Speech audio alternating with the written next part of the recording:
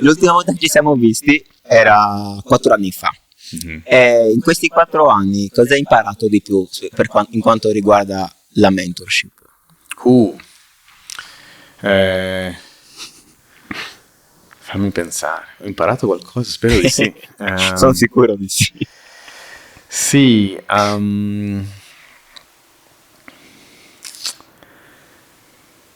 allora io sono molto trasparente e quindi all'inizio mi aspettavo che anche uno studente, se aveva bisogno di dirmi qualcosa, me l'avrebbe detto. Cioè, molto naivo, in realtà non è vero. Alcuni sì, anzi tanti sì, e questo è più facile. Con altri bisogna essere più bravi a leggere tra le righe, e in più bisogna sempre, e questo forse questa è stata la cosa più importante. 4 anni fa io iniziavo da poco e quindi ero più o meno a livello di età molto simile con tanti dei miei studenti, soprattutto di dottorato. Credo che il mio primo studente di dottorato abbia 1 o 2 anni in meno di me. E quindi io mi sentivo uno alla pari. Se mi devi dire, Dante, stai dicendo una cavolata, me lo dici. E non tenevo tanto conto dello stacco gerarchico che c'è tra comunque il professore e lo studente. E invece bisogna fare attenzione, perché non è facile per tutti andare dal professore e dire guarda che stai sbagliando, perché sbagliano anche i professori, no? Almeno io di sicuro. E se lo studente lo dice, aiuta tantissimo ad avere un rapporto in cui ci si viene incontro e si cerca di capire, eccetera.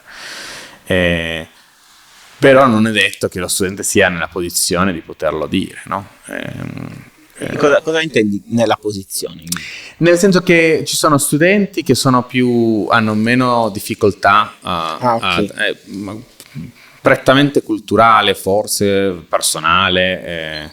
Io sono sempre stato molto bravo a esprimere le mie opinioni senza problemi, però non vuol dire che sia uguale per tutti, no? E quindi tenere conto di questo e quindi creare attivamente un ambiente in cui anche le persone magari un po' più timide o che subiscono di più le gerarchie riescano ad esprimere se al bisogno dei loro problemi è importante, no? E non viene grato, non basta dire guarda che puoi dirmi quello che vuoi.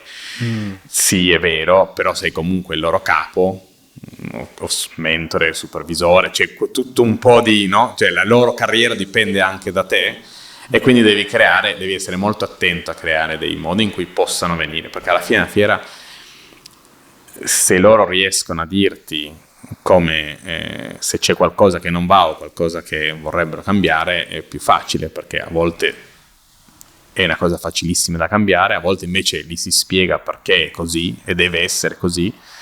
Però è sempre meglio chiarirsi, no? E quindi forse questa è stata una delle parti più difficili. L'altra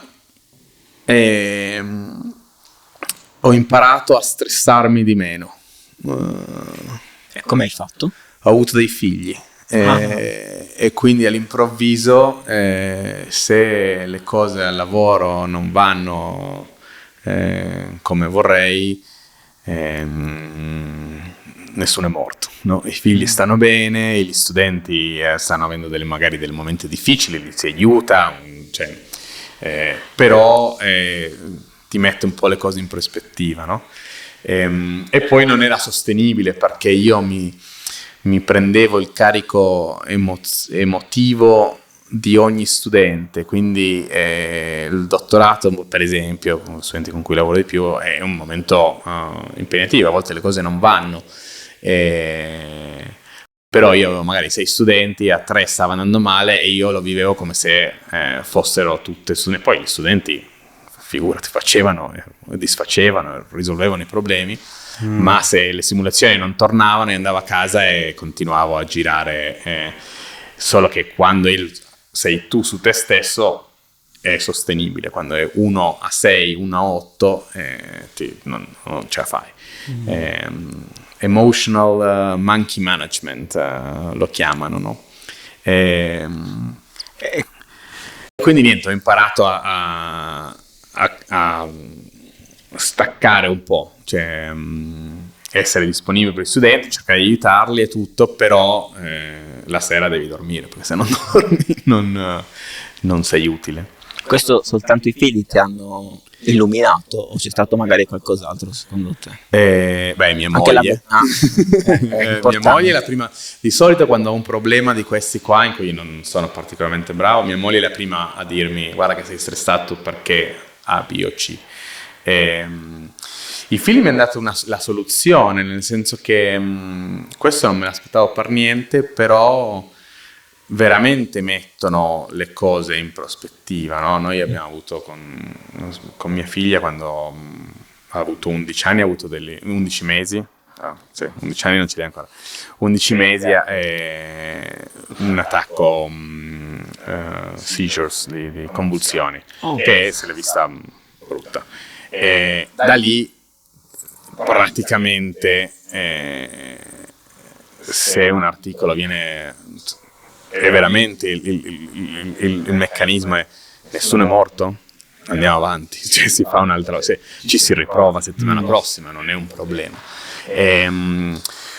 Secondo me questo ti dà almeno a me mi ha aiutato tantissimo, perché ti mette a pensare le cose al modo giusto, no? Ma non so, al modo giusto, al modo che funziona per me, per continuare, perché come dicevo prima è un lavoro che ti prende tanto, ti dà tantissimo. Io adoro il mio lavoro, non penso potrei fare qualcos'altro, e devi imparare a farlo in modo sano, no? È diverso per ogni persona, no? Però io fino ai 30 anni invece lo facevo in un modo, ho 20 anni, posso spaccare il mondo, se una notte non dormo perché sono stressato mi prendo 2 caffè in più e vado avanti, no? A 20 anni ce la fai, a 25 ce la fai, a 30 inizi a un certo punto, dipende da chi, a me è successo attorno ai 30 che ho dovuto dire: vabbè, ok, fammi trovare un modo più sostenibile di vivere questa mia passione lavorativa e questo mio ardore per la ricerca, che non mi faccia perdere tutti i capelli. Comunque tu ne hai molti di più. I capelli, per fortuna, quella è un po' genetica, mi è andata bene che ho preso da parte di mia madre, perché mio fratello e mio padre non sono stati così fortunati. Però sì, quindi forse quelle 2 cose, no?